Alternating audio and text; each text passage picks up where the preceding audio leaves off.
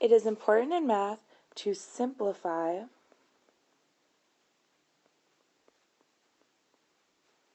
expressions by combining like terms. We will use this in many problems to come. Check out how to do this below. Okay, so example 1, we have 4x squared plus x minus x squared plus 5x.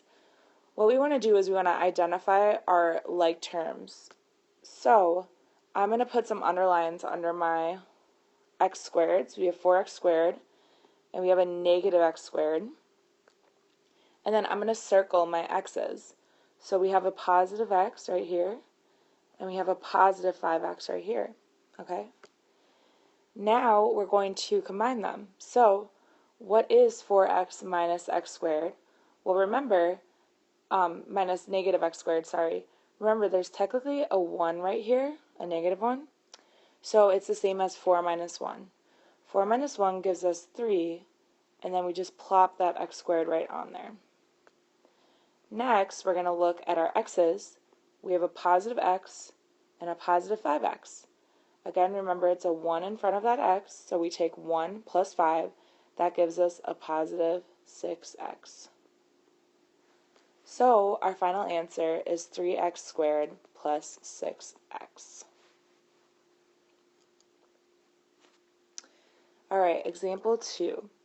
So again, we want to identify our like terms. I'm going to underline 3x to the third power. Oh, there's another x to the third power, and there's another x to the third power. So in this problem, they're all like terms, so we can just put them together. So we take 3x to the third minus 6x to the third. That's going to give me a negative 3x to the third. I'm going to bring down that 10x to the third, and then we can put those guys together. So we take negative 3x to the third plus 10x to the third, and we get 7x to the third. Alright, example 3. This one has some parentheses. So what we want to look at is we want to look at what's in the middle of the parentheses. Now since it's a positive sign, good news, we can just get rid of the parentheses because it doesn't affect anything. So I'm going to write 4y minus 1 plus 8y minus 16. Let's underline our y's. We have 4y and an 8y. And then let's circle our constants. We have a negative 1 and a negative 16. So 4y plus 8y, that's going to give me 12y.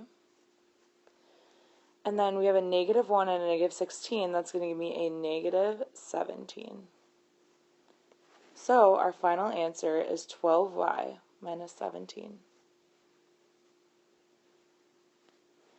One more problem to do. So remember how I told you if it's a positive that's in between the parentheses, that's okay.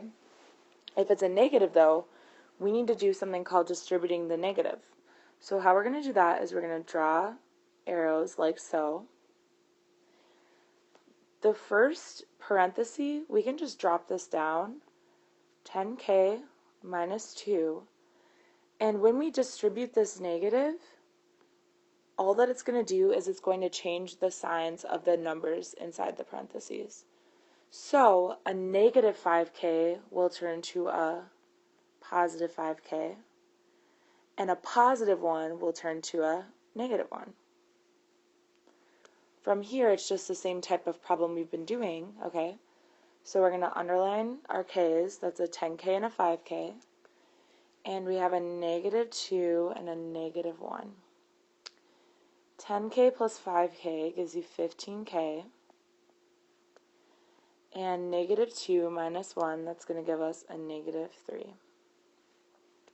So my final answer is 15k minus 3.